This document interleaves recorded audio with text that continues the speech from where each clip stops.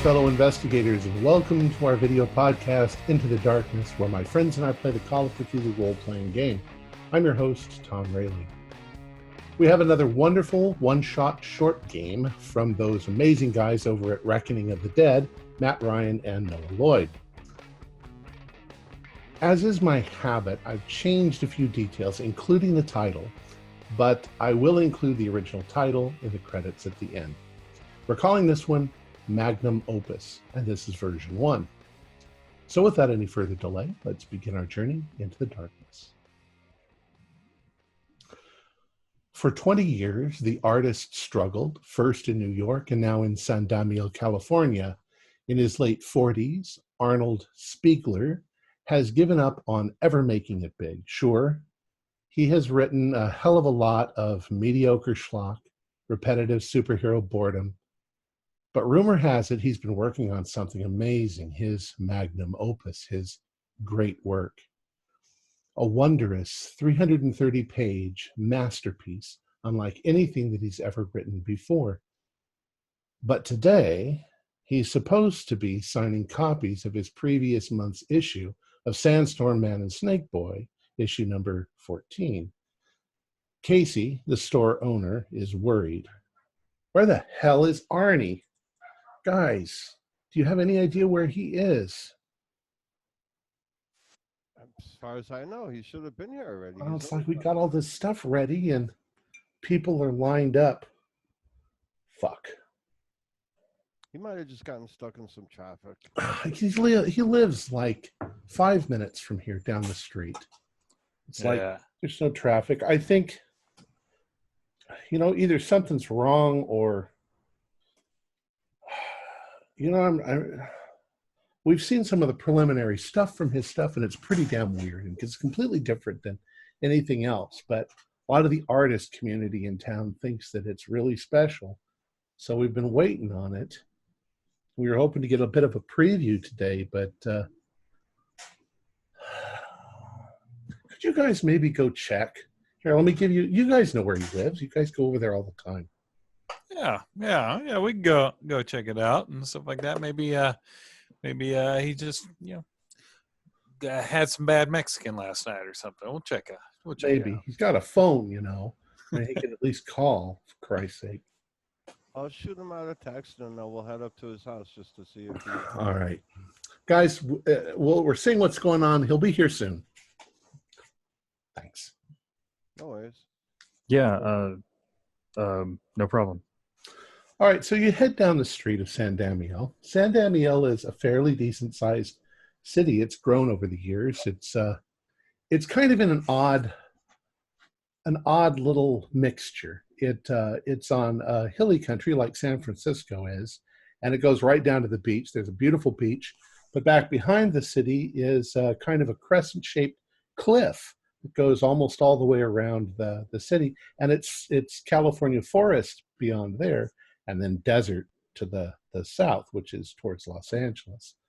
But the center of town has built up quite a bit. There's skyscrapers and stuff like that. You're not too far from the center of town, and Arnold's apartment block is like a 6-story building to one side. You guys know right where he lives, let's say on the 3rd floor.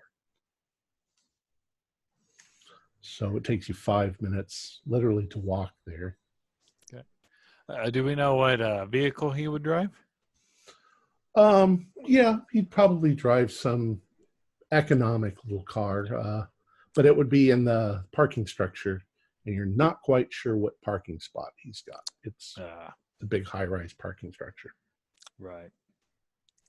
Well, then if we're not going to walk right past where his car usually is, just going up to, I'd say just going up to his apartment, give him a knock. Okay. So as you knock on his door, you suddenly hear, "Go away." Arnold, it's John.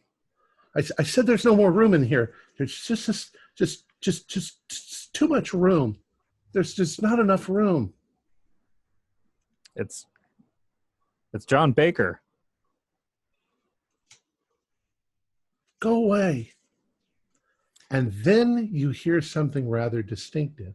It almost sounds like somebody collapsing on the floor. And there's a strange an odd noise, like somebody calling out, but falling down an elevator shaft. It disappears into the... Did and then there's dead silence. did you guys hear that? It'd be hard to miss. That's for sure.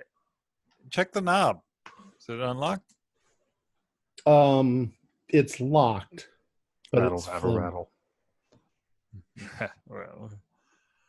Well, I don't remember him being a big drinker or anything. We should really check on him. I mean, something could be going wrong in there. I agree. Anyone got something to knock the door open? I mean, We need to find a way in, Yeah. or should we get the authorities? No, if he's hurt, he's hurt. We should take care of our friend before we go get the authorities. Should we call an ambulance? Well, let's not jump the gun. If he's just drunk, we don't want bad publicity for him. You know, with his new work coming out. Let me try and shoulder the door. I'm a pretty fairly big guy, so. All right, go ahead and do a strength roll.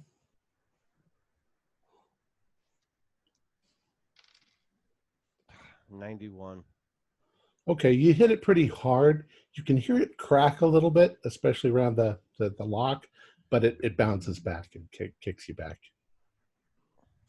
Is there like a fire extinguisher in the hall or anything that I could kind of use Well, as... there's a hose and a fire axe, but it's behind the glass you have to break. Yeah. Maybe if one of you guys get with me and we both hit it, maybe we could just pop the lock. All right, that sounds good. All right. Well, I'll count for you guys. All right, on 3. 1, 2, 3. you hit the door and it pops open. And what you see is, you see Arnie's apartment. You've seen it 100 times. There's a couple of pizza boxes on a table. There's a couch with some dirty clothes laying over it.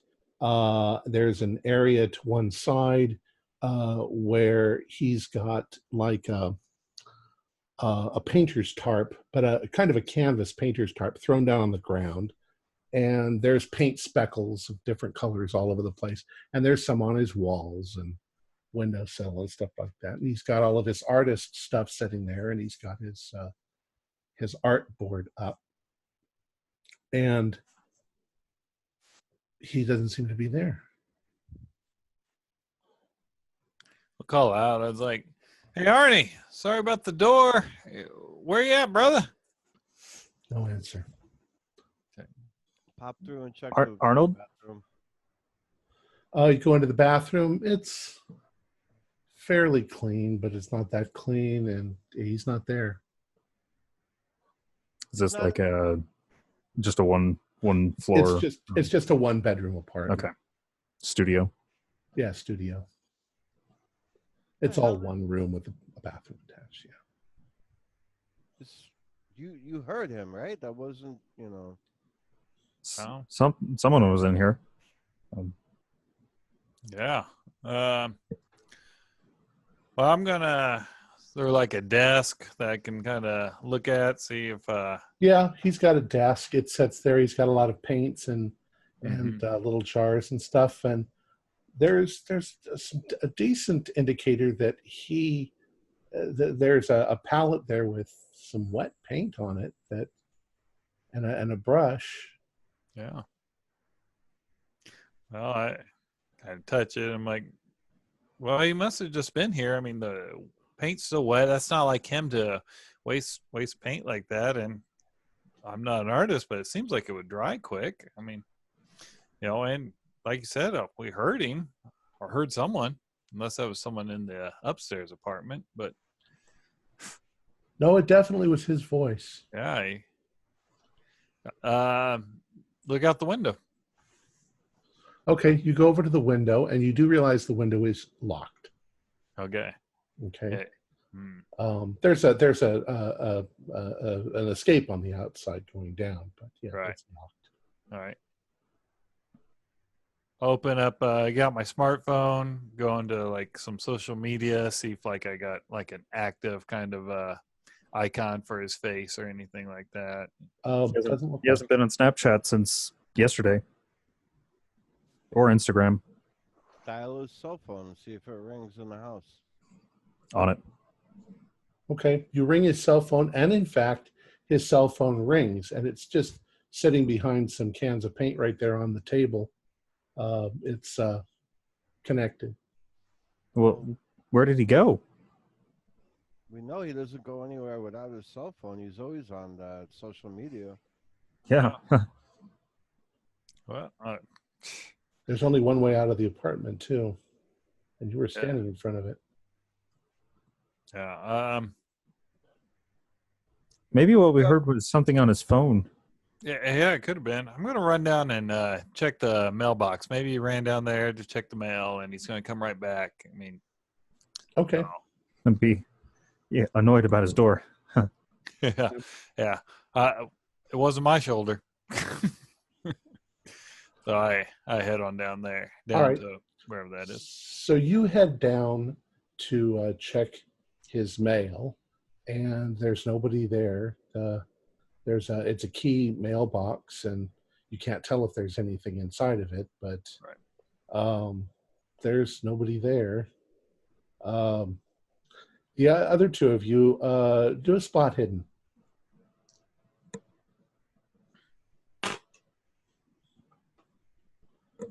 That is a 94. Okay. Well, you notice that there's dirty underwear on the floor in his bathroom. That's unfortunate. 38 out of 60. All right, you're looking around, and as you're looking around, Chuck comes back upstairs. Chuck, you find anything? No, hey, nothing down there. Got me, unless he. I mean, it's not like him to head on out without his phone. I mean, like I said, I think the most likely thing is that we heard his phone talking, and maybe he headed out and something happened on the way. So I'm at a loss. Barney, what you notice is sitting on his table next to his art, the art that he's working on, is what might be his Magnum Opus, his because it looks like about half a ream or a little bit more than a ream of paper. They're all large. They're 11 by 17 papers because he does it big, and then they shrink it down to fit into the comic books. But that looks like it might be what he was working on, and it's sitting there all stacked up nice and neat. I'm over fiddling with the tarp on the floor. Take a look. I think this is his big secret project he keeps talking about. Oh, yeah? Yeah. The tarp is just a tarp. Doesn't look like there's anything underneath it, just the floor. So Barney, you're going to look at the. Yeah. Okay. As you begin to look at the pages, you get. Arnie kind of told you the gist of the story, but as you're looking at it, the story was about completely unlike any of his other stuff. Most of his other stuff is just superhero junk. But what this is it's a story of a man who originates on another planet, but he's not really a man. He's you don't really get a good sense for what he is, but he travels across space to Earth, except that the Earth that he finds is completely different than anything that you'd imagine Earth to be like. There's strange things that sort of spawn with one another, and it's like a biological nightmare as you're looking at this. And it's all done in black and white, and kind of like in the style of Sin City, some of the things are colored and some of the things are not colored. And it's mesmerizing, it's compelling as you're looking at this. Chuck and John do spot hiddens.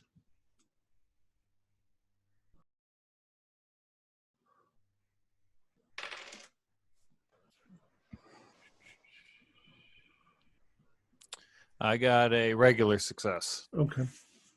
John But is John not didn't. good. Nope. So Chuck, as you're standing there and you're looking around the room, the couch was kind of an ugly blue-green monstrosity. And as you're looking at the couch, you notice that the couch is fading. It's lighter than it was a second ago. And every second that you look at it, it's getting lighter until it turns kind of a pale shade of gray. And as you look around the room, you start to notice that the like colored speckles on the wall are turning gray. And the grayer they turn, the whiter they turn. And everything seems to be outlined in black. John, by this time, you start to notice the same thing. The tarp, the carpet, the floor, the painting on the wall. Everything is turning black and white. What? This is weird.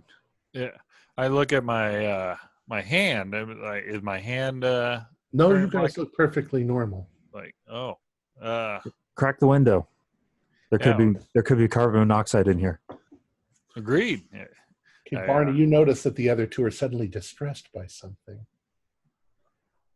And at first you don't notice it, but when they point it out and you look around, you realize everything in the room is turning gray or black and white. Yeah. Well, I try and open the window, obviously, because I'm worried about hypoxia. Or something. When you open the window, you look out on a cityscape that's Mhm. all in black and white. This is really strange, there, gentlemen. Whatever's going on, it must be affecting my vision because everything's black and white outside too. Yeah. We're all seeing the same thing, correct? It is. I mean, the only thing that's still in the correct colors are you, and I assume me. I can't see my face, but is there a mirror around? Sure, there's a mirror. Everything that was there before is still there. I look And at when you myself look in the mirror. It's you in color. Everybody do a spot hidden again. Regular. I rolled a 1. Oh. Finally.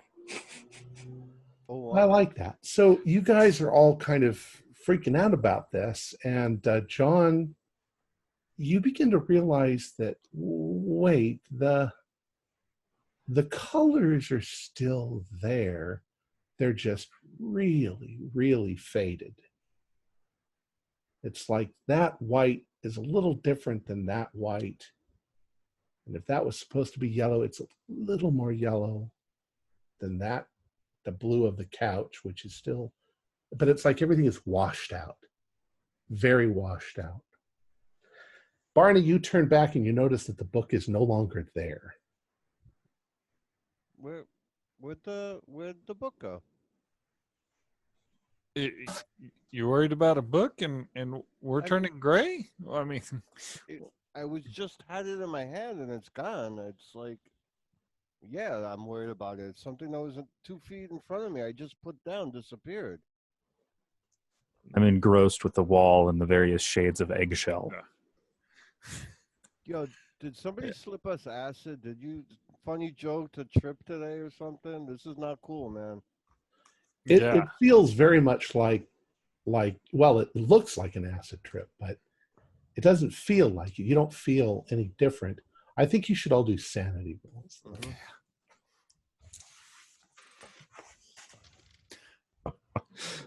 Fail. That's a critical fail. How much? There's no middle ground here. If you failed, do an intelligence roll. Pass. Don't look happy when you pass this intelligence roll. It's bad. I know.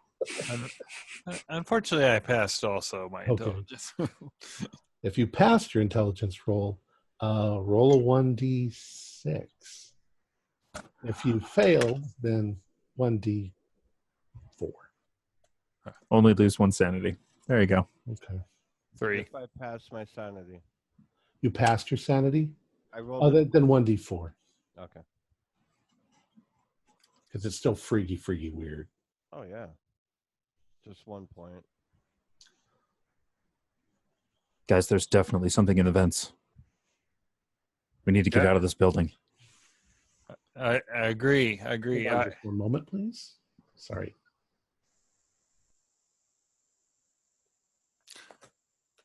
Definitely. Let's get out of here. There's something, some toxic fumes, or I don't know. This isn't. You feel okay though, or? I feel fine. It's not like I'm suffering from vertigo or anything. I'm freaking out though. Oh yeah. That's how it gets you. You don't feel any different until suddenly it's too late. I think you're right. Yeah, I grabbed the Arnie's phone, and these guys got me freaked out. I didn't do well on my sandy, so I'm headed out the door.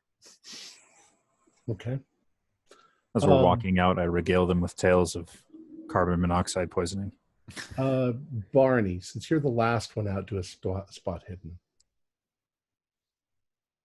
35 pass. Okay. As you're about to walk out the door, you notice something else in the room that seems to be in color. And it's over on a shelf on the wall. It's kind of terracotta colored. It looks like a slab. Guy, hold on a second, and I'm gonna pull my T-shirt up, and I'm gonna go back in because that's gonna save everything. And I'm gonna go back into the apartment and look at this, guys. And, Wait, man, we got to get out of here. Yeah, but there's something here that caught my eye. I just want to kind of quickly walk over to it. When you walk over to it, it seems to be, it's very strange. It seems to be a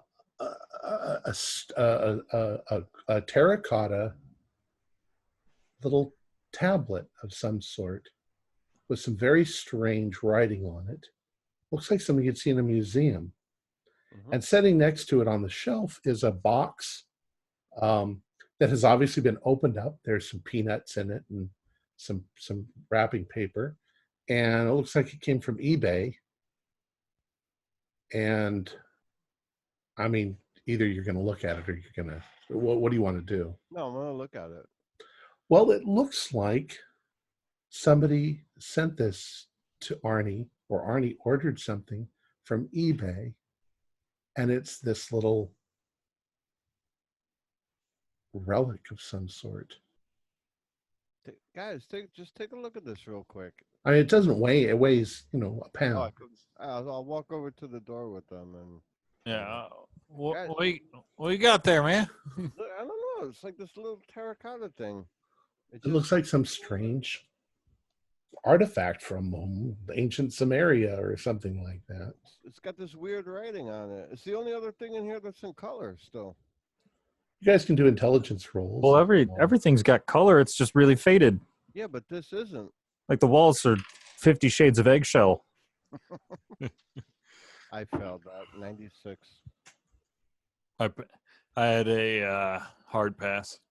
Well, it looks like it's all written in cuneiform, like cuneiform, ancient Sumeria or Arcadia. Yeah, yeah, I think I recognize that writing from college. Is from the Fertile Crescent or something like that. Well, where the hell would he have gotten this from? It's probably a fake, but I think he ordered it or something. Look, I'm gonna look and see if there's any other, like a bill with it or a note or. There's not. Oh, and there's no return address. That's what I was just gonna ask too. You also notice there is a date on it. And the date that is stamped on it, do an intelligence roll. 09. The date that's stamped on it roughly corresponds to about a month ago, just before Arnold started writing his Magnum Opus. This date pretty much corresponds with the time he got the idea for this. Maybe this was the inspiration for this whole, well, that work that was there a minute ago. yeah. Well, do you remember? Did you read any of it? I mean, all I saw from over by the window was it looked stylized drawings and stuff. Well, I explained, it was about a man from another planet coming to Earth, but it wasn't the type of Earth we live on. I give him whatever other little details I can remember, but I didn't get too far into it. And then you guys started noticing the color loss, and that's when I put it down. Yeah, that seems. Yeah, it did seem like something from Sumeria. I'm gonna go back in and look and see if it fell behind the desk, that we were panicking and maybe I dropped it behind or. Yeah, I mean, everything's still saying black and white here, and I opened the window. It's black and white in the hallway as well. Yeah. So, yeah. Is it black and white in the stairwell? Mm-hmm. All right. Well, I'm gonna call back and be like, guys, we got to get out of this building. Well, I mean, There, his keys. Is there a set of keys there or anything? Yes. I'm gonna grab them in case we need to call. I mean, I know we popped the lock, but in case we need to get back in here for any reason. Okay. Because he didn't leave. Obviously, he didn't leave under his own. I mean, his phone's here, his keys are here, so he didn't drive anywhere. Maybe I don't know. This is weird, guys. This is really freaking weird. Oh, I agree. Is his wallet? I see his wallet. No. Okay. Do I run into anyone as I'm casually vacating the premises? Do a luck roll.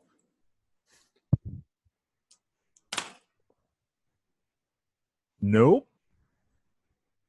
Okay. Nope. Okay. Let's go outside and see what it looks like. Yeah, I agree. Okay, well, let's have you do. Have you, Barney and Chuck? You both do luck rolls as well as you're walking down the hallway towards the elevator. Succeed. Okay. When you succeed, you come to one of those common junctions in a hotel, apartment, where you've got multiple corridors. You look down one corridor, and there's a janitorial cart, with where the maid changes stuff, and it's sitting outside of a room that's open. Mm-hmm.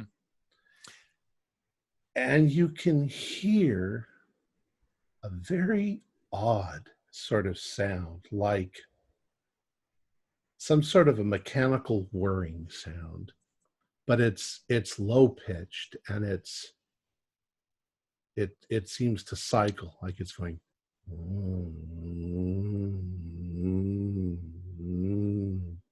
It's very strange sounding. almost like an animal growl. Oh. Well, I mean, we haven't seen any other signs of life, so I'm gonna walk down there. And once I start getting close, of course, I'm a businessman, so I'm gonna do a sneak move that, like, I think from the movies, but it's probably ineffective. Okay. Go ahead and do a sneak roll. Okay. Yeah, no, not even close. Okay. So you're attempting to sort of sneak around the corner and take a peek when John bumps into you and you just sort of lurch forward. As you look into the room, it's kind of what you expected to see. There is a maid inside and she is vacuuming the floor. Only she's in color like you are, but she's moving at half speed.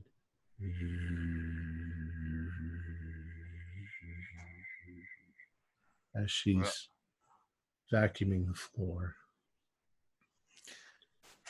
Hey! I start kind of waving, see if I can get her attention. It's probably pretty... When you do that, Ma'am? the noise is kind of loud, but you're kind of loud. She suddenly slowly turns and she looks over at you, and you see her foot slowly come up and hit the thing on the thing. And she comes over, she starts to move towards you, but she's moving very slowly. And I wouldn't say the expression on her face is weird, except that it's kind of blank as she's moving towards you. And the more she moves towards you, the more sort of sinister it seems. But she comes up and she's like, yes. Have you noticed anything weird, like no color being around? No color? Yeah. I mean, look at the wall here. I'm surely they didn't paint everything gray, as my friend thinks. Washed Well, it out. no. There was color when we came up here. Ma'am, we need to get people out of the building. There's something wrong. There's like a gas leak or something. No gas leak. Well, I mean, you're acting pretty lethargic. I'm a little concerned about you also.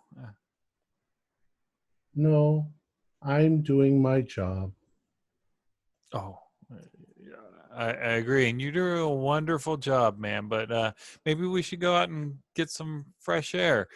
Kind of, as I'm talking to her, I'm kind of looking. Anything else obvious in the room? Obviously not going into it. No, everything seems gray. She's like, no, I have to finish my job.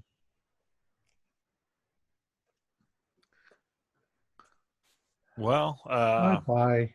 And she turns back slowly and starts moving back towards the vacuum cleaner. Chuck, we gotta call 911. This is bad. I agree. So, yeah, I'll call 911. Yeah, because this seems. I agree with John. It seems bad. I'm not quite sure what I'm going to say, but Okay. How are you going to do it? Are you going to pick up a room phone, or are you going to use your cell phone? I'll use my cell phone.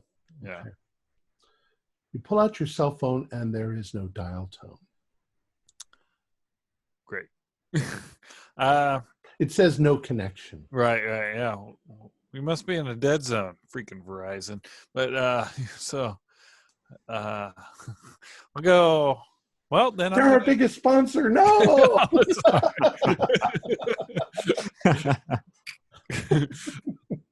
I'll go. Well, I'll look in. Because maybe this is an older style room that's got a phone in it. Well, it does. Okay. Do I have a signal on mine? No. When you pick up the regular phone, there's no dial tone. Hang it up. I was like, well, so much for that. They might have used a lot of metal, like on the roof or something. It could be blocking the signal. Well, the landline's not working. I mean, that should work. Ugh. Now that I'm in the room, I assume Landlines are archaic, anyways. Nobody uses them anymore. yeah, maybe it's not connected. I assume only the maid is in here. Mm-hmm. Is she reacting now that I've entered the room, or is she just? Yeah, but very, very slowly. And she's still vacuuming.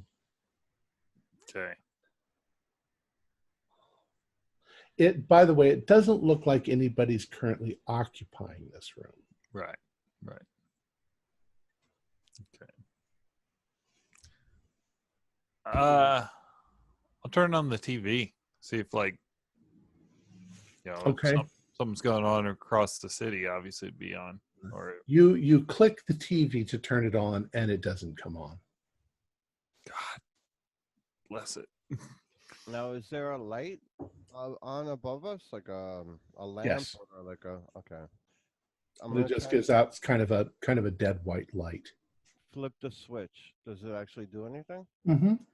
So Although, when you flip the switch off, the light stays on for a second and then goes off too slowly. When you flip it back on, it's off for a couple seconds and then it comes back on. Very peculiar. The only thing that seems to be normal is you. Right.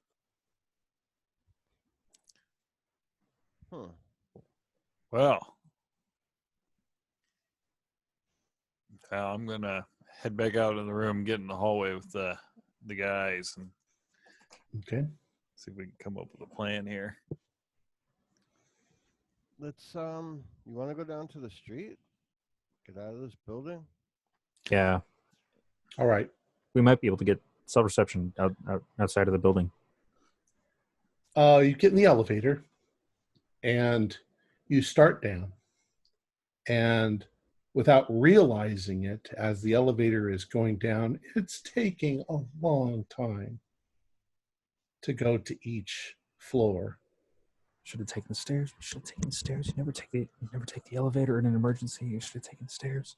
Well, by the time you sort of worry about that enough, you're already on the third floor. And then you might as well just stay in for another 2 minutes while it gets to the first floor. It opens on the first floor. And when you step out, you do notice a number of other people in the lobby, including people behind the desk, concierge and so forth. But in a very similar way to the maid upstairs, they're all moving very slowly. And they all seem to be, it gives a strong impression that everybody is just sort of depressed. They're not moving with any great enthusiasm in slow motion. They're moving just slowly. Does no one else notice this? They don't seem to.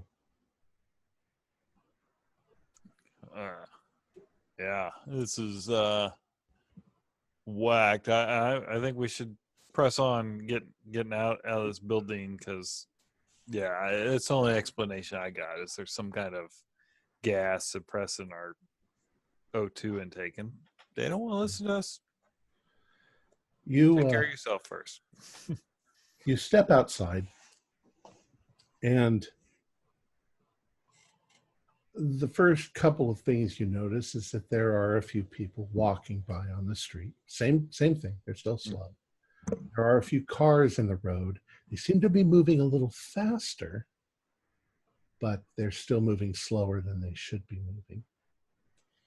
And that's when you sort of notice the skyscape of the city that you're in doesn't quite match what you expected to see of San Damiel. it's weird. There's a landmark. Let's say over here, there's the McKinsey building, and it normally it goes up maybe 50 stories. But as you're looking at it, it's no longer a shiny mirror color, mirrored building any longer. It's kind of like a black pillar that just goes up and up and up and up and up. You don't see where it ends. And there are similar things when you're looking towards the ocean. The ocean looks black on the horizon. And everything just has this sort of bizarre, surreal sort of feeling to it. And you get the strong sense of something is really, really wrong here. I mean, it's not just a black and white version of the world. It's a weird comic book version of the world. Now, as an illustrator, does this look like it's a cartoon that I'm looking at, or sketches? I mean, it's a little more real than that, and yet it's definitely got some artistic style to the way that it's all drawn or exists. Because we're all cartoon buffs. I mean, we might be able to pick out that oddity a little. Well, you know where things are, or at least you can guess where things are. You know that the bookstore is down that way where you just were. You know where various other things are in the town. You can still pick out some of the landmarks, but some of them are different. And it's funny, like I say, it's as if the artist is lazy in certain parts of it, where you're just seeing black buildings in the distance with no features on them whatsoever. It's weird. I guess you could probably do another sanity roll if you wanted to, although it won't be as bad. If you fail, just 1d4. If you don't, just just 1. 3 more. Critical success. Points. I'm going to pull out my first edition comic of Mutant Machine Man, #1. Okay. And I'm just going to be comparing. Well, Mutant Machine Man is a little brighter than black and white. It's a little more colorful than the surroundings, but it's still faded, which is horrifying to you because it was a very good copy of it. Oh man, I hope this doesn't affect the resale value. Yeah, I don't think you gotta worry about that. It's the brightest thing out there right now. There's a park just a little ways down the street and across the street, and you can see that there are people in the park. And as you're looking towards the park, everybody do a spot hidden. 49. Pass. Pass. If you passed, Nope. If you didn't pass, you look towards the park and you just see a park and with black and white, park with people in it, moving very slowly. But the two of you who passed, you notice one guy. He seems to be walking on the sidewalk past the park, and he's moving a little bit closer to your speed. But there's something weird about him. It's like there's like his proportions are wrong. Like his arms are a little too long, Mm-hmm. or there's something wrong. He's too far away for you to see it really clearly, but it's giving you a weird sort of feeling. And he is walking not in your direction, but he's walking in your direction along the street on the other side. Is And he? he's not looking at you at all. Is he in color? Yeah, but same as everybody else. Walk towards him, but on this side of the street, and see if we can get a better look at him. Okay. Am I getting any sort of reception on my cell phone? None.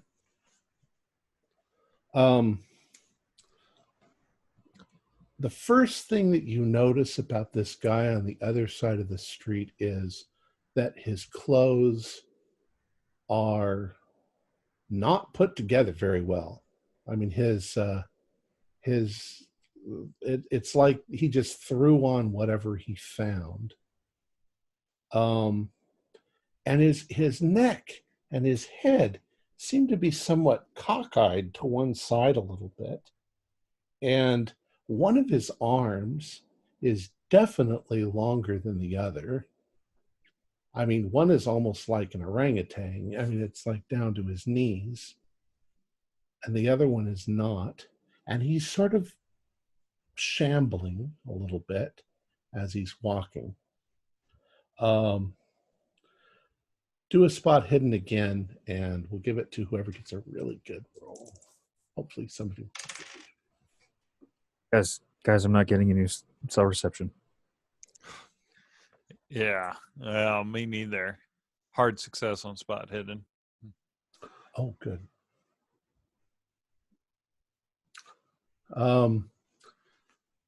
As he's walking, and he still hasn't noticed you,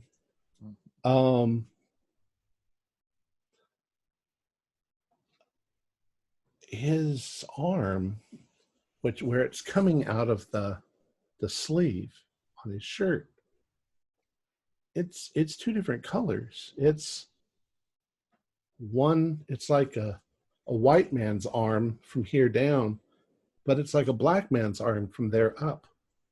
And you can definitely see a place where it's been stitched together on his arm.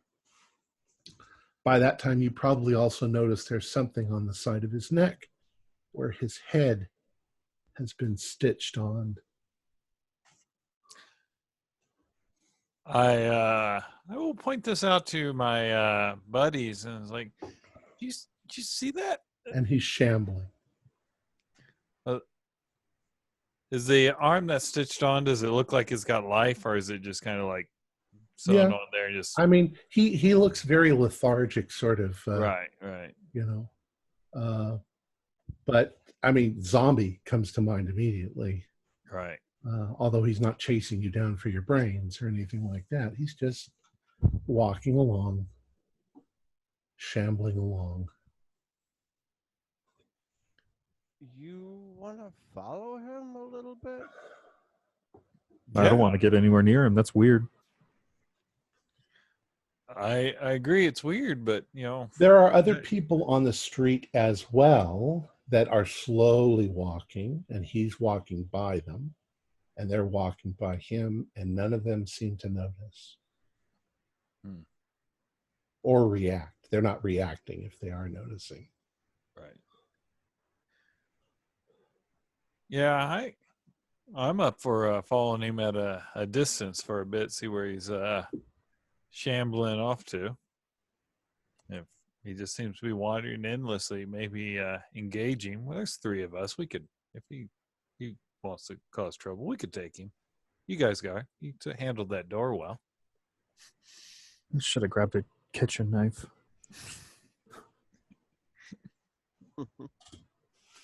All right. So you begin following him down the street. And you can see inside shops on either side that there's people in there doing stuff, but they all seem very, very sort of not moving around much, all of the clothes, everything in there is just black and white. This guy is shambling ahead of you. It's odd that nobody seems to be noticing him. And as he's going, I'm sorry, go ahead. I was gonna say, are we headed in the direction of the comic shop? Kind of, yeah. Okay. Yeah. You'll be to the comic shop in a few minutes. As you're going along, you pass stores that you know. You know, there's this clothing shop you've seen, and there's that tuxedo shop across the street. They're all black and white versions, and you're coming up to a place that that you know of as the McKellen Theater. It's an old theater. They show art films and old early stuff, 1940s, 1930s stuff. And they have midnight showings and fun stuff like that. People go to them. But just as he is clearing the building in front and about to come to where the theater is on his side, he stops. And something in the alleyway next to the theater, you can see a shadow, a very strange sort of shadow. And How far back are we? Oh, you're maybe 50 feet back. Something moves out of the alleyway and onto the sidewalk, just halfway onto the sidewalk. But it's bizarre. It's some sort of a cone, like a traffic cone, only it's green, and it's 15 feet high, and it moves like a snail, but faster, out of the alleyway onto the top, and then from behind the building, way up high, these claws sort of come down on these ropey sort of arms and click. And the shambling man sort of looks up at it and begins to say something. You can't hear, it's too far away. And then this happens for maybe 10, 15 seconds. And then the cone thing moves back behind the building towards the theater. And the shambler just stops what he's doing and then just starts shambling along the sidewalk some more. What the hell was that? It was brightly colored, very green, glistened in the light as if it was moist. It was shockingly brightly colored compared to everything around it. What were we drugged with?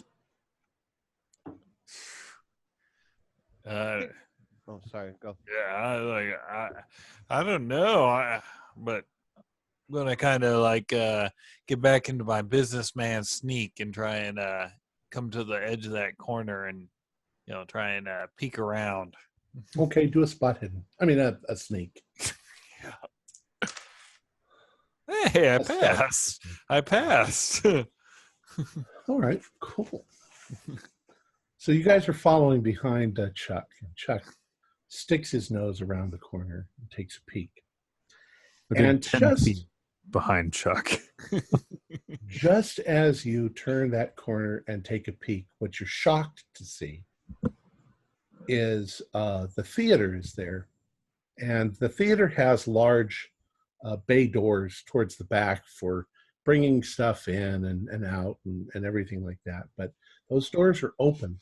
And you see the back end of this gigantic cone thing, which seems to be skittering along the ground on a trail of slime, which is at your feet when you're standing there. And it's just going into that theater, and it seems to have stalks on its head. You were pretty sure there was a ball or something, and these claw arms, and it was very, very, very strange. And it all glistened as if it were moist in the sunlight. as it disappears into this thing. And you can see by trails of slime on the ground that this thing has been here, or it's been sliming around all over the place. What do I do? You can do a sanity roll. Oh. No, I failed that. All right. You can just do another 1d4. You're losing your sanity, sure. It's just ebbing away. 4. Okay. Yeah. You reel back, and guys, you see him suddenly reel back and press himself against the building. It went into the building. It looks like it's been here for a while, moving back and forth. What the crap? What is it? What do you think it is? Ugh, got me. I mean, it looks like someone piled up some crap 15 feet high and it's sliding around. Jason, But- did you say something? Yeah, how far away is the shambling man? He's probably about 50 feet away now, and he just continues to shamble. Guys, we need answers, and I kind of start jogging up towards that shambling guy. Okay, now you'll have to go in front of the theater. You'll have to Yeah, cross in front of the theater because you guys are still on this side of the building, so that. I kind of wasn't even thinking about that. I just kind of got annoyed, and I wanted to run, like jog past. Okay. If something happens, it happens. Okay. Kind of thinking like he knows something. He just did, So you're going to run past. You're going to run to the jogging man. Do you guys want to do anything other than? I'll, I guess, jog after him Okay. hesitantly. Yeah, I ain't staying here by myself. Hell with that. Okay. So you guys run up, and you're gaining on the shambling man. He's not shambling that fast. Everybody do a spot hidden. 33 pass. Pass. John? So is 3 zeros 100? Or Yeah. is it 0? Yeah, Oh, that's- okay, that's so 100. that's 100. That's a fumble. An eye falls out. No. Let's do it like this. Okay, you guys are running, and you're about to sort of catch up with the guy. When Barney and Chuck, you realize just at the last couple of seconds that there is another shambling man who is crossing the street heading towards the shambling man that you're chasing after. John, you don't see that, and you run into the shambling man that's crossing the street. Oh boy. Now, the shambling man that's crossing the street is put together completely differently. He's got once again multicolored body parts all sort of stitched together, but he looks like he's had like his jaw removed and part of his head that have been reattached, and not very well. He's kind of drooling out of one side of his mouth, and his eyes are kind of white. And as you run into him, he just sort of stumbles backwards and then regains his composure, and he looks at you. And as he does, the other shambling man turns around and he looks at you too. And they just stand there staring at you. Sorry. Sir? Excuse me, but can you help us? And he's just staring at you. Can you speak? I'm backing up. I'm gonna move. Does he follow my hand with his eyes or his head? Sort of. It's like he's definitely staring at you both, And all of a sudden, do you guys do anything else? They're just both sort of dumbfounded, staring at you. I have my hands up, not threatening, but just up in case it lunges, like to get back, to push him back and get away. But I'm wondering if everybody's on a delay but us. Like maybe he's just comprehending what I'm telling him now. Like the maid was slow and turned. Right. I'm wondering if I'm These things don't seem to be moving slowly, okay. but they're not moving fast either. Right. And there's no expression on their face there's just like no real expression on their face. It's like just like they don't know what to make of you. And then one of them, the original shambler that you were chasing, suddenly turns around and starts walking back to the theater. And the other one joins him, and they just sort of walk past you, and they start moving towards the theater, but a little faster than they were before. Still not very fast, but they seem to be wanting to get back to the theater as soon as they possibly can. That guy, did you see his face? Yeah, those guys, man, they've been on the meth or something, man, to be all messed up looking like that and move and not even recognizing Barney. I mean, who would overlook him? Like, hey, what's it? I kind of yelled, hey, what movie you going? What's going on, man? Come on. When you yell at them, they sort of flinch just a little bit and then attempt to pick up their pace, like they're going to go back to that theater and alert whatever it is that's there. Well, I look at these two guys like, man, this is a bunch of horse crap, man. Let's figure out what these guys are doing. They're the only ones that seem to even be like moving about our pace or even realizing it. You know, I was like, let's wander around the city, ain't doing nothing either. Let's go see what they're up to. But let's hang back a bit. I don't like that big green thing. It was freaking me out. Oh, well, we need to run, or we need to hide, or both. Well, did you see that guy's face? I did, but you know, I think that you know that that answer to whoever's drugged this city, yeah, I think they know it. We can't get any help. Is there any like trees or like something around that I can grab a branch and have like an improvised club that's probably going to be ineffective? No, there are trees, but the trees have all been trimmed up.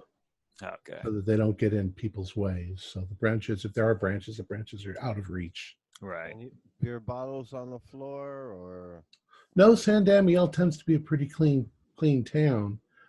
There are sporting goods stores and stuff like that around. Oh well, let's get a baseball bat. I mean, who's going to stop us? Well, and if they think we're stealing, at least the cops will show up and we can get some help. What's worse? They'll throw us in the drunk tank. Do a luck roll.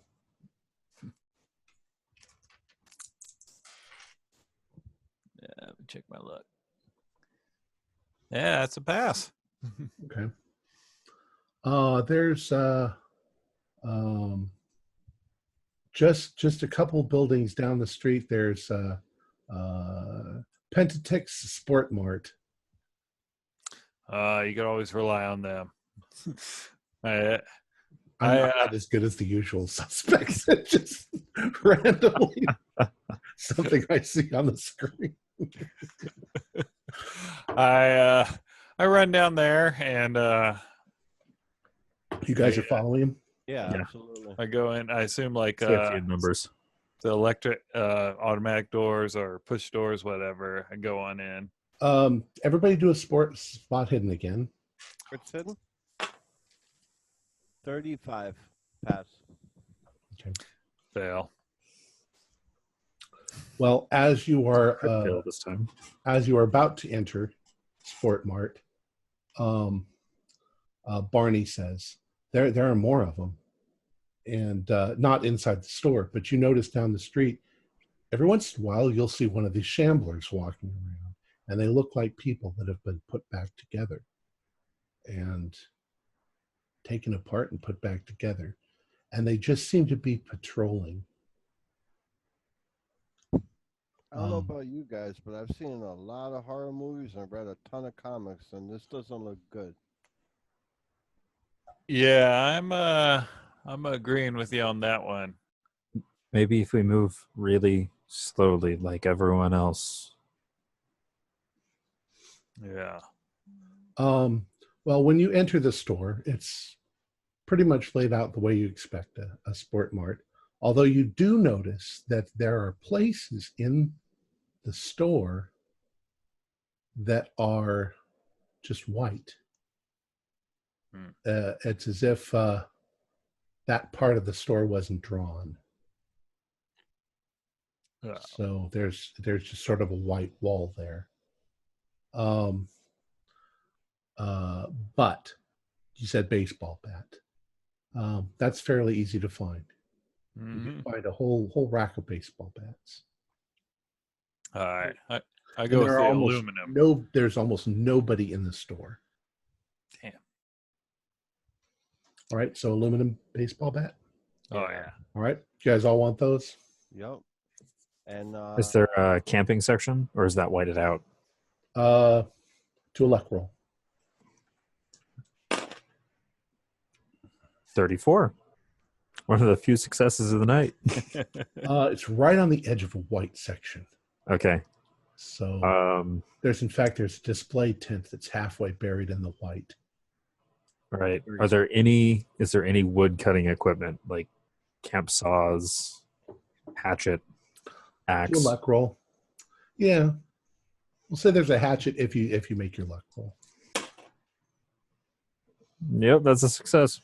Okay. Because otherwise you were just going to get one of those little saws. Hey, it's better than nothing, right? Yeah. baseball glove. Have a baseball glove. You want a baseball glove And to one go with? baseball back here so I could block with it. And Okay. swing. All right. We'll say you guys get whatever you need. You arm yourselves up. All right. Helmets. Catcher's mitts. Yeah. So what do you want to do next? You're kind of towards the back of the store. Is this store on the same side of the street as the theater? Yes. Okay. Is there a back exit, like an alleyway behind it? No, it's all buried in the white. Damn. All right. Well, Get to a store that faces the theater and go inside the store and watch from inside. yeah. As you guys are in the theater, you suddenly start to hear a strange noise coming from outside. And it's kind of a high-pitched buzz.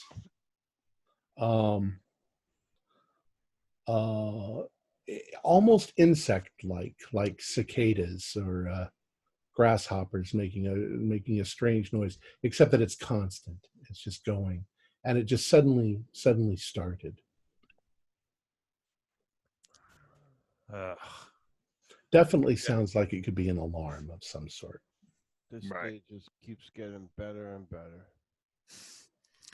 All I wanted was my Snake Boy comic signed again, but Arnie's doing the. Okay, well, I'll go up to the door, not open it, but kind of look around. Kind of, I assume it's glass doors. It's a glass front on the whole building. So yeah, so kind of look around, see if I can determine where that noise is coming from. You can't. But are you actually opening the door? No, not yet. Okay. as you move forward, well, as you're at the door and you're listening, it's definitely coming from outside. But out of the corner of your eye, you can see a little ways down the sidewalk. There's definitely something coming down the sidewalk in this direction. And you think at first you see a shambler, but there's something big behind the shambler coming in this direction. Ugh. Oh crap! You hide behind something in the shop, like maybe the register, and still be able to. There's lots of places, yeah. There's shelves and there's aisles and all sorts of things. All right, so go ahead and you've hidden. Within a couple seconds, first you see a shambler, and the shambler is moving pretty fast for a shambler. It's still just a shambler. But as it's moving along, you see it come by the corner of the building as it's coming, and then all of a sudden behind it, you see this big green cone. Now you can't quite see the top of it because the building's not that tall and it's right next to the building. But you definitely see that it's got these long, ropey, claw-like arms hanging down, and that there's something more going on up here that you can't see. But the shambler keeps sliding, keeps shambling, and this giant cone thing is sliding behind it, and it just keeps going. It goes right by the building because it just knows that you were down this way. And it all shambles. It all goes past the building. But whatever it was is brightly colored. There's almost an iridescence to it that catches the light. It's definitely oily or slimy or something. And you just get the most horrific feeling at seeing whatever this alien thing is that's there. And then another one goes by. And then another one. I'm taking another point of sanity because I didn't really get a good look at it before, and now I'm like really freaking out. So Okay. I'm like, what the fuck are we gonna do? This is like really, like I'm like have like a panicked, not like frantic, but just fear in my eyes. Oh, once they're by, I think we're the comic book heroes. I mean, that's the only thing that makes sense to me. So that we're the heroes, and it's up to us. So John's going to come up with a plan because I'm blanking here. Well, if you want to look at it like that, all the non-essential people are in black and white. We're in color, and the creatures are in color. You might have something there, but how the hell? Well, let me clarify. All of the people that you've seen so far are in color. It's only the surroundings that are in black and white, and the color. And these people are moving slowly. Oh, I thought they were like also No. washed out. Okay. I'm gonna poke my head out from behind a thing. Are they gone? Seems like it. Yeah. But that buzzing noise is still going on. All right. We're gonna look around for this is probably a bad idea, but I'm gonna look around for a poncho, like almost a camouflage greenish poncho. Okay. You don't find anything. All you find is camouflage black and white. Okay, well. You almost got me there for a second. What's that green poncho doing in there? No. I Yeah. knew it. Well, either way, because were the Shamblers taller than we were? Oh yeah. Oh yeah. Oh, the Shamblers? Yeah. No. Well, so maybe one of them was. One of them Okay. wasn't. All right. So they're about. All You right. get the horrible feeling that they were put together from different. Right. Yeah. Okay. Well, I'm gonna grab my black and white poncho and kind of I don't know, maybe tie it up at the top and stick my baseball bat up there. I'm trying to make it kind of conish shape. And then I think we need to go to the theater because that's where they were all going. We're the heroes. and Um, check it out. well, I'll say do an intel. You can all do intelligence rolls. Pass. Pass. Yeah, as crazy as that sounds, you're 99% sure that ain't gonna work. However, you did notice that the shambler and the cone things, they were passing people on the street, and nobody seemed to react to them, and they didn't seem to react to the people either. Okay. Yeah. Well. Let's say that you are a little scared, and you guys stay in here for 10 minutes. Mm-hmm. And after 10 minutes, the buzzing stops. And after a couple, maybe 30 seconds after that, you hear that sort of sick sliding sort of noise. And three of these three cone things, they're heading back in the direction of the theater. And one of the cone things has in one of its claws the shambler that you had been chasing originally, only its head is no longer there. Oh. And it's carrying it like it's its pocketbook or something. And it's not moving. All right. Well, I still think. Is there? Yeah. All right. Well, I think I'm going to go with what I think Barney said earlier. We could probably move around as long as we just kind of act like zombies or like the other people. I'm still going to hang on to my bat, but and I'm going to go at least look in the window of that theater. Okay. No. All right. So I assume at some point you finally get up your nerves and you take a look outside. Yeah. And there's do an intelligence roll, because something else might occur to you as well. Just him, or you can all do it.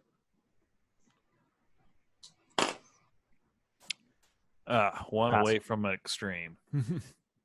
it's a hard success. Okay.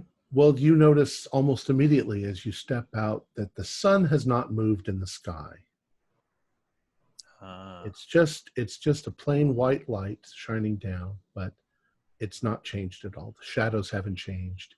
Everything has stayed exactly the same. Okay. And so I'm familiar with Arnold's work. Was his other work kind of done in this black and white style, or Yeah. was it? Yeah. It was. Okay. A lot of it was. All right. I'm gonna start. Yeah, there's definitely an Arnie to this place. An Arnie-ness. Yeah.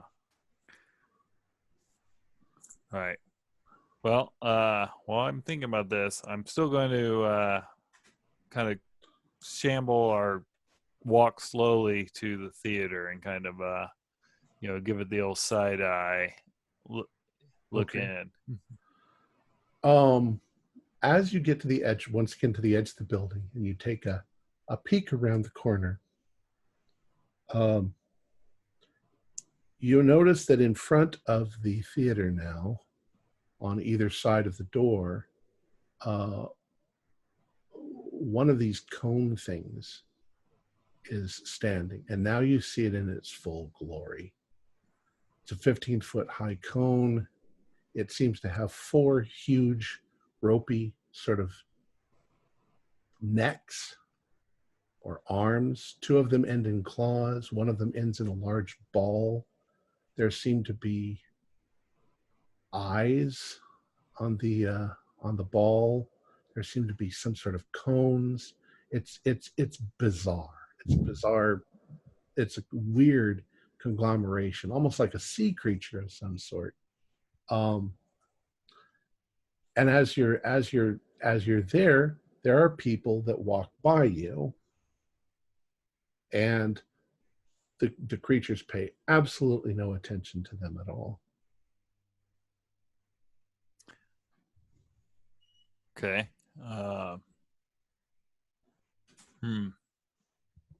Where are you guys at?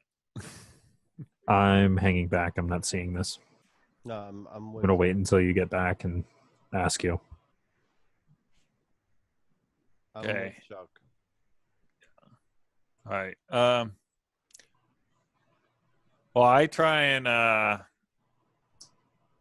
going to try and walk past it, kind of the same path that the other people are taking there, going past it. Okay. But keeping an eye on it if I. You're going to keep pace with the people, so you're walking kind of slowly. Right. All right. Do a luck roll.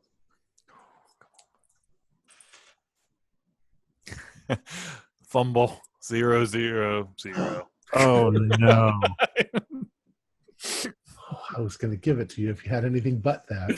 That's All right. ugh. That's two. We need a little counter going. You start to walk by it, and at first there's no reaction. You get almost, let's say you're walking, let's imagine here's the front of the theater, and here's halfway, past the theater. Mm-hmm.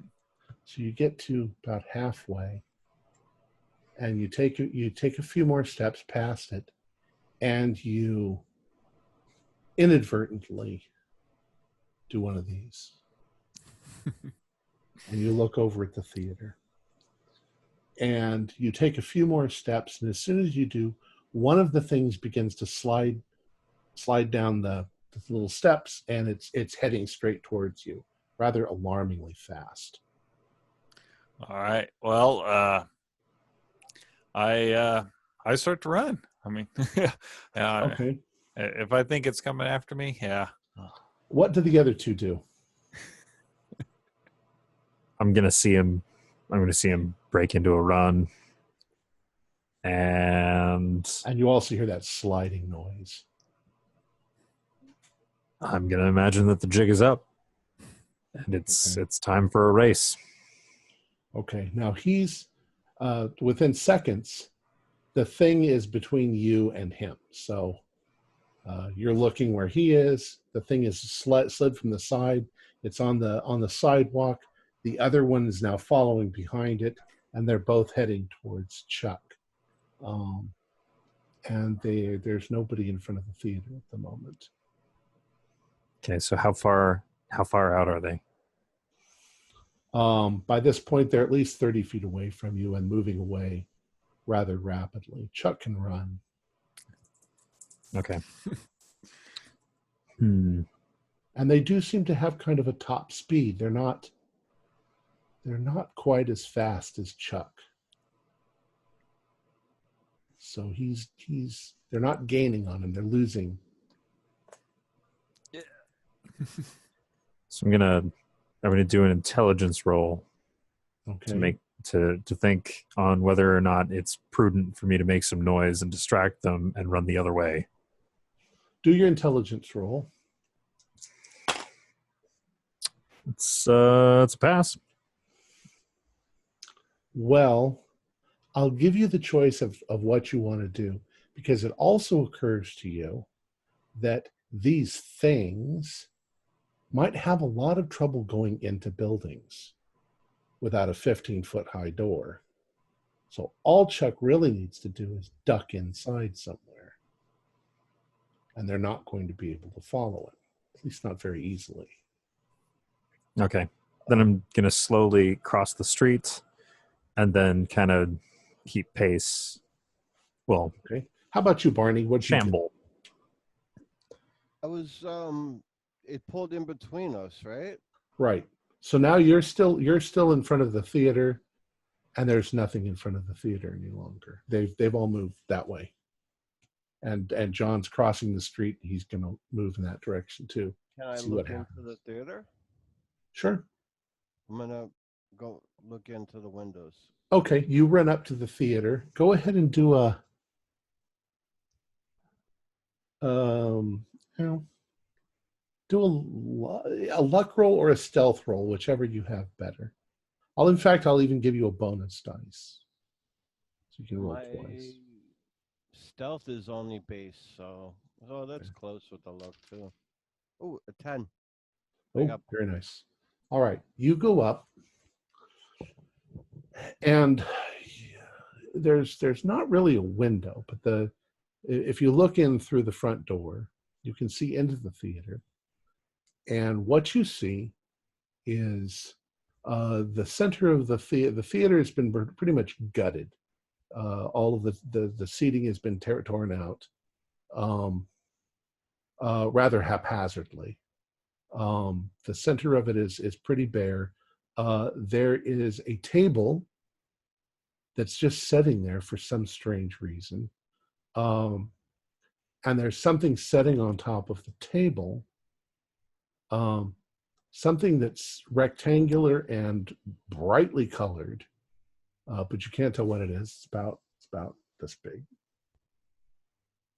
And there are at least 5 of these giant cone things inside the theater that seem to be mucking about doing stuff.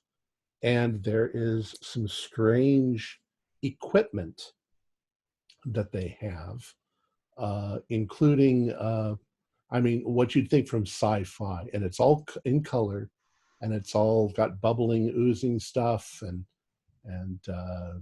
wires and little flickering electrical things going on. And it looks like they are experimenting on the humans. They have some of them taken apart, some of them stitched back together badly,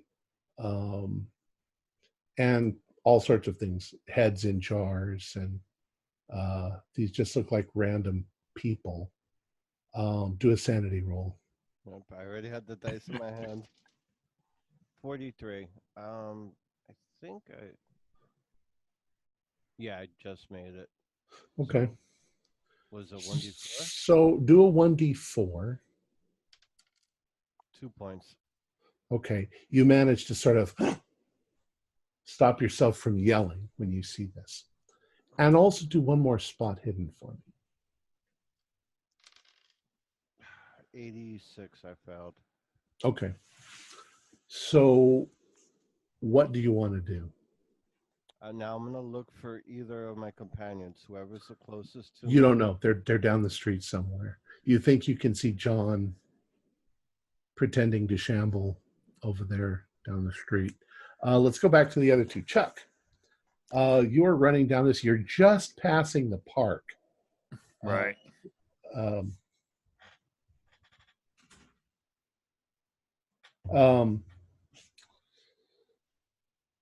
What do you want to do? So as I'm passing the park, I'm going to kind of look around. I'm looking for a building that's a couple stories because I'm thinking, oh, if I can get up some stairwells. Well, on the other side of the park, there are some buildings Yeah. that you should be able to get into. All right. But it's another 50 or 60 feet on before you get to them. Yeah. But you seem to have.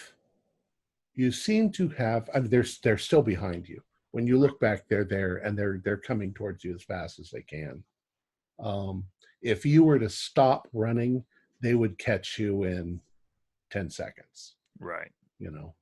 And as they're running, they're sort of clicking these things, and it's making a rather loud, sharp clicking noise.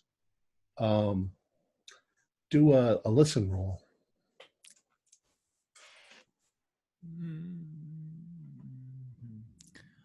Fail. Okay. All right. So you're running on. John, how about you? You can see all this. Unless you're running, it's moving away from you. I'll go a little faster than the bystanders. Okay. Also do a listen roll. Let's see. That's just a fail. Okay. Do a luck roll. Also a fail. By a wider margin. All right. As you're shambling along faster, you're not really trying to catch up. It's slowly getting farther and farther away from you. You cross an alley to your right, and as you do, you suddenly hear very loud clicking from right there, and as you turn your head, there's one of those cone things right there, and if they can look surprised, it looks surprised, and it immediately sort of it immediately backs away for a moment, but then you know that it's about to lunge forward and start chasing you. The jig is up. I am running. All right. So now you've got one chasing you too. Great. Barney. Do I What have are a you going to do? Do I have a cigarette later? No, nobody smokes in California. Oh, okay. Obviously. You have a vape. Yeah. Try to light something on fire with your face. I was gonna light the Those coils can get pretty hot. I'm going to see if can I see either of them running or where. By now they're out of your sight. You can sort of see the cone things down the street. Now there seems to be a third one. Maybe that's chasing somebody across the street. Is that John? But they're out of your sight now. We're too far away. Phew. I'm going to go into the building mirroring the theater and hunker down and wait and see if they come back. Not the creatures. I'm hoping One of them shows up. Yeah, if I don't see anybody within a half hour, I'm gonna head towards a comic store. I would think that would be the next point of, meeting. Okay. So you're hunkering for now for half an hour. All right, Chuck. All right, I'm making a dash for one of the buildings. Okay. Yeah. I'll say that you don't have to do a luck roll. You can't really Okay. not. You do a luck roll, and Okay. just don't crit fail. Yeah. I did not fail at all. Okay. So you managed to run into the building, Okay. and John, you see him run into the building, and as he runs into the building, one of the things sort of smashes itself up against the building, but it can't get in. The second one, the one that was right behind it, stops and now starts moving towards you. So you've got one behind you and one ahead of you, and they're moving towards you. Great. All right. So are there any buildings that I can duck into? You've got the park on one side of you, and on the other side of you, I suppose there's going to be some building. So do a luck roll. Do a luck roll with just don't crit. Well, I mean, the precedent is there, so. I didn't crit. Okay. Came close. It's a fail with an 89. Okay. I attempt to lose them in the speeding traffic. You immediately duck into the building, and you realize that there's not much for you, not much of a place for you to go. The building is it's an it seems like it's an apartment building, and as you've stepped inside, it's pretty much empty on the floor, except that there's stairs going up. There's no elevator. But you also notice that when you look up the stairs, the stairs go up and turn, and then there's nothing.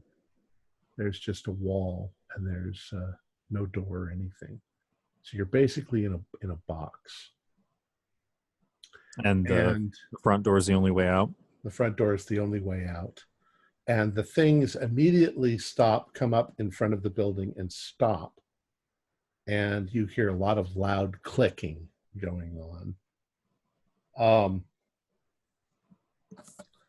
You still have your baseball bat, by the way. So hatchet. Your hatchet. Okay. Yeah. So these things are moving back and forth, but they definitely have you trapped at this point. I'm ready to brave the Canadian wilderness, but not deal with whatever. Okay. Chuck, you are a little luckier. Yeah. The building you have is actually something it's got a couple of floors on it, and they seem to be moderately made out. They're very rudimentary. The rooms are all kind of below, just plain and blank. And as far as you know, there's only one of them outside. So what would you like to do? You also have your baseball bat. Right. So first thing I'm going to do is I'm going to see if I can find access to the roof. Okay. As you go up the stairs, you come to a point where the stairs don't go anywhere. Okay.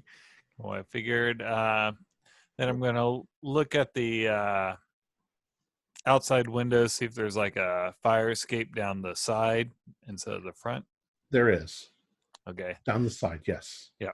So I'm going to try and stealthily open up the window and go down that, and hoping it doesn't have that horrible ladder that drops very noisily. Okay. Do a stealth roll, but one with a bonus dice. Oh, good. Can I burn 2 luck? What'd you get? I got 2 luck. Yeah, you can burn. Yeah. Yeah, I got a 22 and my stealth's 20. So okay, yeah. All right. Yeah, you managed to get out the window and down the fire escape, but there is one of those squeaky ladders. However, it's only like 10 feet down, so you probably could jump and not injure yourself. All right, yeah, I'm in my 20s. Yeah.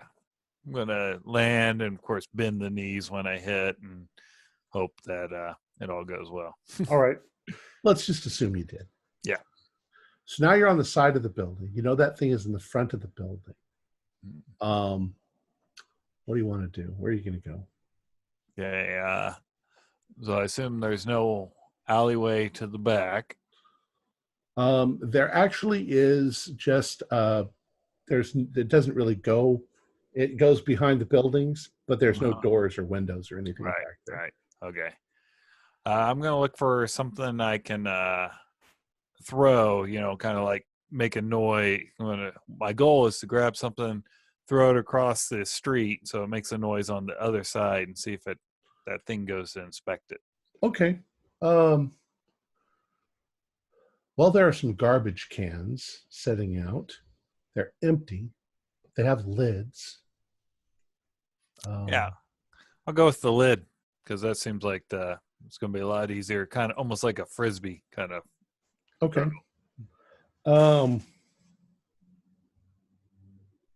That seems reasonable.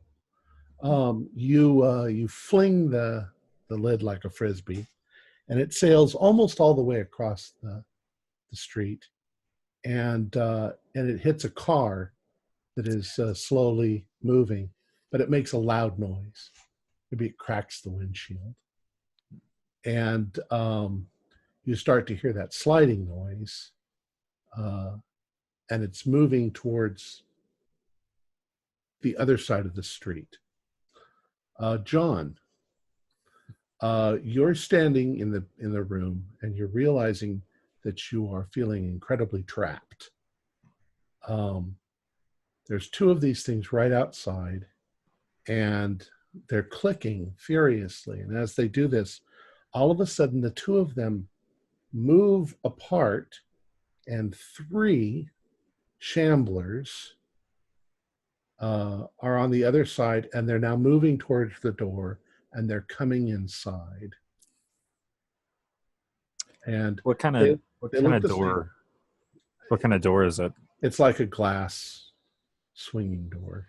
Okay, so I can't really wedge anything in the bar. You don't really have anything to wedge. Except the hatchet's only yay big. Right. So these things are coming in, and they're, once again, their expression on their face is blank. And you definitely get the feeling that they're mindless, but they're able to take orders. So they're coming inside, and they're definitely, it's weird. It's not like they're wondering or thinking or anything. They're just immediately moving towards your position where you are. Is there anything in my little box? No, not really. Okay. Yeah. It's almost like this building was an afterthought. You know, it's a stage prop. And they will be at you in a matter of seconds. So all right, I will prepare my hatchet. Okay. You can tell very clearly that what they want to do is grab you. They're not aggressive. They're not flailing. They're just coming forward to grab you. All right, I'm going to. So if I swing my hatchet, just kind of as a warding type, just swing it in front. Do they react at all to that? They don't react to that at all.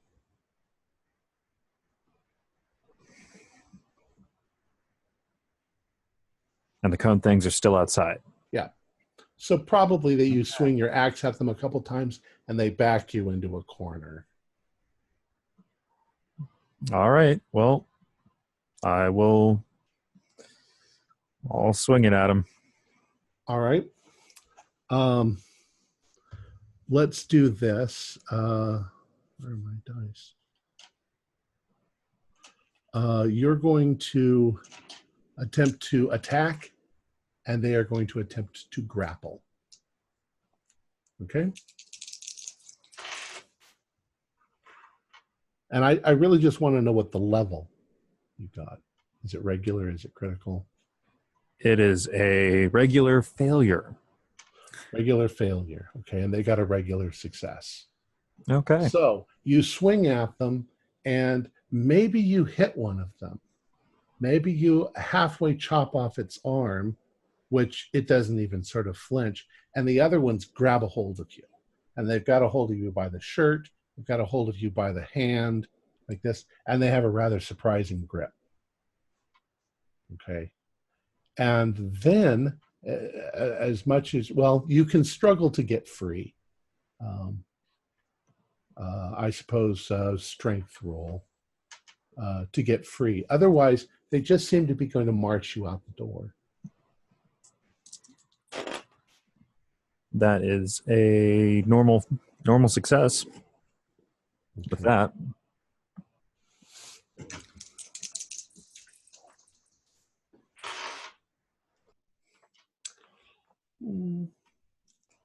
Yeah, I'll say you're able to wrench yourself free, but you're still kind of trapped. And they're going to do the same thing the next round. They're just going to try and grapple you.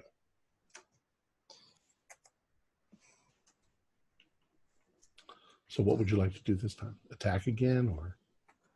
So how do the stairs go up? You're kind of the stairs are kind of to your right. But you're past the ground landing, so they're kind of now like up here to your right. They come down. Okay. You're kind of cornered in there.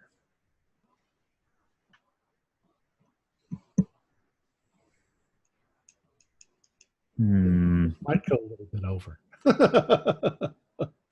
Yeah, with oh man, if I can worm my way past him. But that's three people. Let's try. What would that be? Dodge. You can try to do a dodge past them. We'll give them. Actually, it's their turn to attack anyway, so they're going to grapple. Yeah. Try to dodge and get out of the way.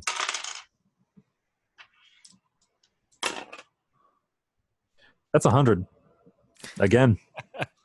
Well, they got a 007. So. Yep. They all manage to. You try to scramble past them, and that just gives them the opportunity to grab you. And they've got you pretty damn good this time. And they immediately begin marching you towards the door. And as much as you struggle, they're going to take you out. They push open the door by just sort of pushing their way through it with you in their arms. And now you come face to face with these things. And the first thing that you notice is they've got a god-awful smell. And this will be the first time I've seen one. Right. And now you're seeing it up close. Yeah. It's got a smell of sour milk. It's absolutely horrible. And there's slime all over the ground, which you're now stepping in. And you see these gigantic cone things that seem to be looming over you.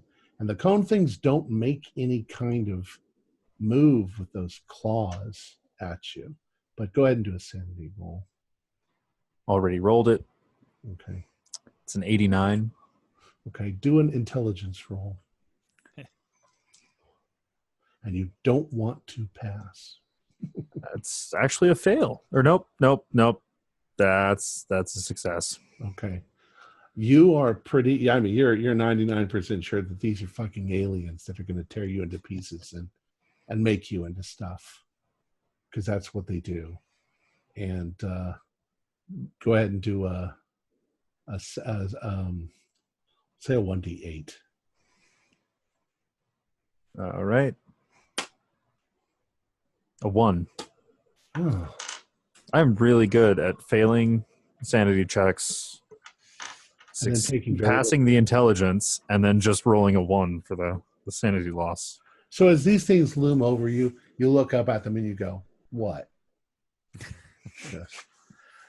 Anyways, what they do is my tinfoil hat protects me. This one large ropey neck with the ball and the eyeballs. It's got one eye in the center, I think 2 eyes on the side, and it's got tentacles, little finger tentacles down here, and strange stuff on its head. It sort of leans over, and for a moment, it looks you in the face, and then just sort of automatically it rights itself, turns around, and starts moving back towards the theater with the things dragging you along. So it's definitely taking you back to the theater. When that happens, the other one that's over in front of Chuck's building, it leaves Chuck there, and it just immediately starts following these others as they're bringing him back to the building. Barney, at some point you peek out of the building and you can see that the creatures have John and they're heading back towards the theater. They'll be there in maybe 30 seconds. Oh, I was sitting there for the time that was passing. I have that terracotta thing still on me. Okay. Yeah, did you keep it? You put it in your pocket? I'm going to put it on the ground and I want to smash it with the baseball bat. Okay. I'm thinking maybe it's a, magical portal, or obviously something's going on here. When you do that, it smashes into, like as if you were smashing a terracotta pot. It just breaks into little pieces and crumbles, and parts of it falls to dust. And but also, everything in the world shakes just a little bit, like the city's experiencing an earthquake. All of you feel this, but then it stops. All right. Chuck, you now notice that the creature has left. What do you do? All right. Do I see that John has been grabbed? Yeah, once you peek out, you wonder why your creature suddenly left. You realize they got John. All right. I am going to I'm going to follow behind, but this time I'm going to be kind of like trying to hide between actual,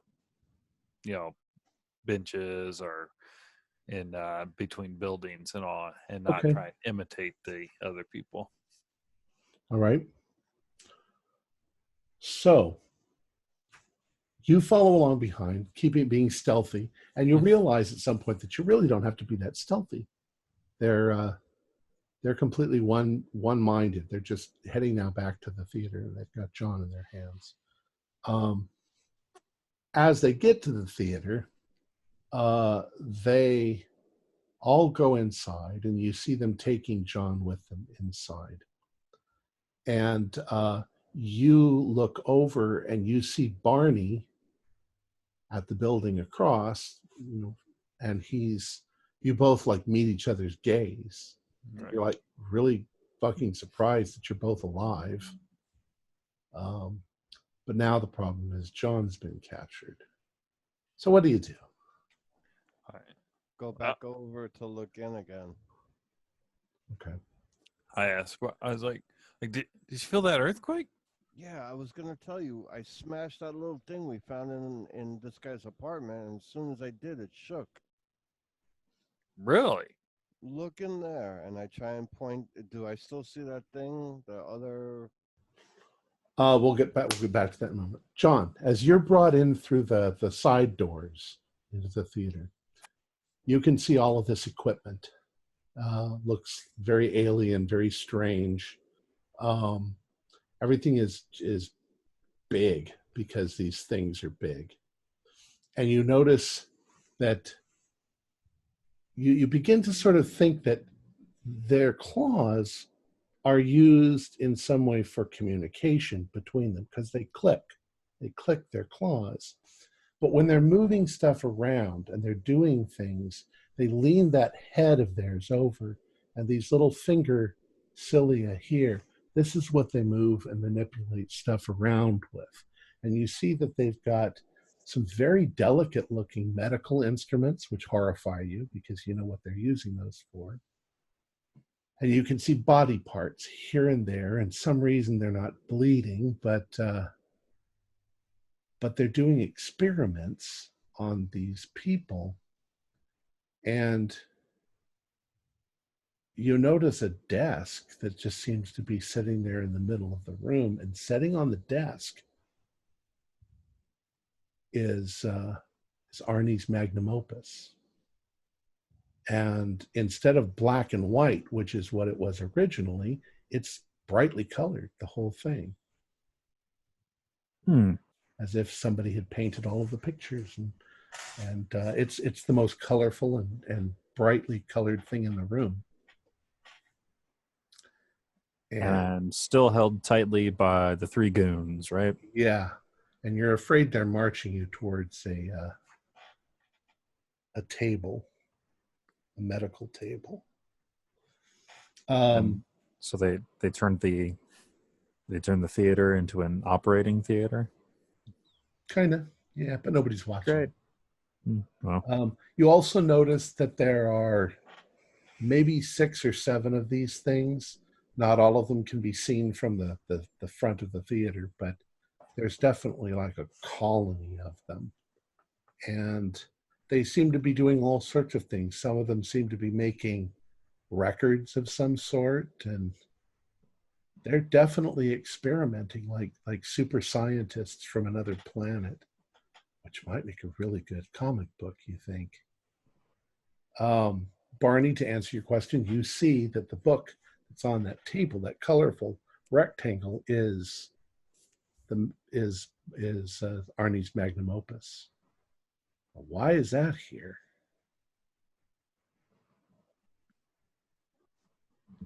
You're muted.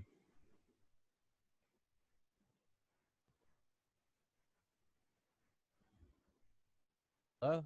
No, we hear can me? hear you. Gotcha. That's weird. All right, so Chuck, look, that's the book that I had in my hand in his apartment. Before all this stuff started happening? Yep. I think Only now it's colored. Yeah, but now it's in color. It's inked. Man. I think we need to get that. All right. Well, how far in is that? It like You'd have to go down the aisle maybe 30 feet. okay. All right. I'm going to wait until I'm getting dragged past the closest point to the desk Okay. that For it's you, on. it's only about 10 feet away. All right. Okay. And then I'm going to try to break free again. Okay. We'll say that you're at the closest point you're going to get. Go ahead and do a strength roll. That is a hard success. Okay. In fact, just 3 points off of an extreme success. Takes you.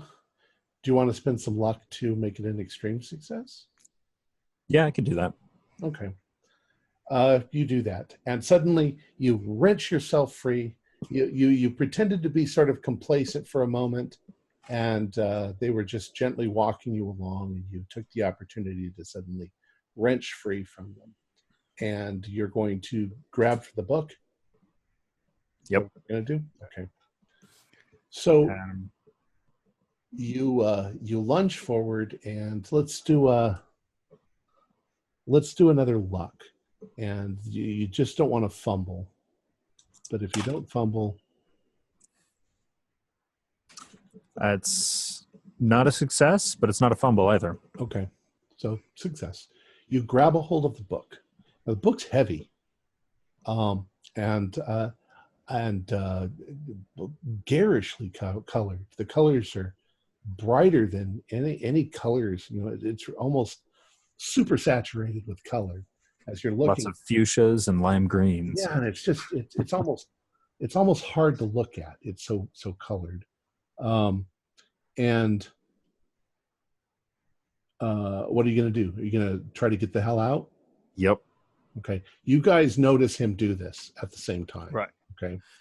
All right. The second you grab that book and start running down the aisle, the creatures immediately go ballistic. I mean, their little clicky arms start going like this. Their little flailing fingers are doing this, and they're moving to try to get to you. Of course, all the seats have been cleared out of the building, so there's nothing to impede them from, and the ground is slimy. What do the other two do? What did Barney and what did Chuck do? As soon as I saw him break free and go toward that, I'm going to open the door and kind of come in with my intent as if he's running, maybe I can get a batter up and hit one. But if I feel he's getting away, I'm going to be running with him. I just want to try and buy him some time if possible. All right. Same thought. Same thought. Okay. Yep. Why don't both of you do luck rolls? Come on, baby. 30. Pass. Mm-hmm. Okay, excellent. So you guys run in, and if the creatures can show some surprise, they're surprised to suddenly see you, and they I got my bat. There's a lot of that going on. Yeah, they hesitate for a moment, and it gives you just enough time to run out the door. And you've run into the street, and you've got the book under your arm, and you hear just a tremendous amount of clicking coming from behind you, and you start to notice that shamblers from all over the place are now heading in your direction, still at shambler speed. And you can assume that they're going to be coming out that door on the side. So I assume you don't run in that direction, you run in the other direction. Yep. All right. You manage to run partway down the street and into a building near the comic book store. And you know those things are coming, but this is a building. It's got floors, it's got doors in it. What do you guys want to do? You've run into this building and you have the book. All right. I'm going to look. Is there anything we can, like a sofa or something we can put in front of the door? Are they're public building and doors probably swing out? Sure. You, in fact, there's a big old armoire on the side that would have had flowers or something on it. And in fact, it's got a big jar with flowers in it, but the flowers are all pale. There's no color to them. But you can manage to put this it's a black armoire. You manage to push it. It's very heavy, but you do manage to block the door. And you're hoping that the shamblers are too stupid to realize that they can push it back. But Right. All right, so now you're in the lobby of this building. And there are other people in there as well. And a couple of them don't understand why they can't walk out the door, but they're moving slow and they're unimportant at this point. What do you guys want to do? John, did you feel that little earthquake before? Oh, I think I did. Well, I smashed that terracotta statue I found in his apartment, and right when I did, everything, the whole city shook. I don't know if we try and destroy this book, it'll destroy everything, or just I don't know. But I'm gonna look at the book. Yeah. Okay. When you look at the book, the colors are painfully bright. The story that it tells seems to be about a race of creatures that moves from world to world and infects or invades the planet by taking over the brains, the minds of the people that are there. And the pictures are so real and so vivid that it's almost as if you feel like you're being sucked into the book. Everybody do sanity rolls. Oh, I believe that's a fail. It is. Okay. 1d4 sanity. This will push me over my 20% in one day. Which means you're going to have to, if you survive, you're going to have 4 more points. All right. No loss if you pass. If you pass, just do 1. Yeah, Chuck, you're like looking into the book and you're starting to moan. And you feel almost as if your mind is being ripped out of your head and sucked into this book. What do you guys want to do? Am I learning anything from it aside from the? Maybe it's almost like there's too much information, that there's not enough room inside your brain to store what it's trying to tell you, and it's doing it in a way that you've never experienced before, as if you're absorbing information. There's just not enough room inside your brain. Barney, you feel the same way. I'm gonna close it. I'm going to open it to the last couple pages and see what the last couple pages. I'm gonna do, Well, yeah, on the last couple of pages, you said it seems very bizarre. It's almost as if it's almost like you're looking at an anti-Earth that's populated by giant cockroaches. And once again, it's just as vivid, and it's really sucking you into it. Are there any blank panes at the end? No. Hmm. But you feel like it's evil, whatever it is. All right, well, I'm gonna yell. I'm like, just rip it up. If breaking that statue caused an issue, just rip this book up. but we might not. That might not fix it. That might make it worse. It's stealing my fucking mind. Sir, we'll break it with the bat. Just beat on it. Do something. You're going to beat on the book with a bat. Okay. Yeah. I don't have my hatchet anymore. I'm sure. That's probably back in the box. Barney, you sort of knock it out of their hands, and you pick up your baseball bat, and you bring it down. Go ahead and do a strength roll.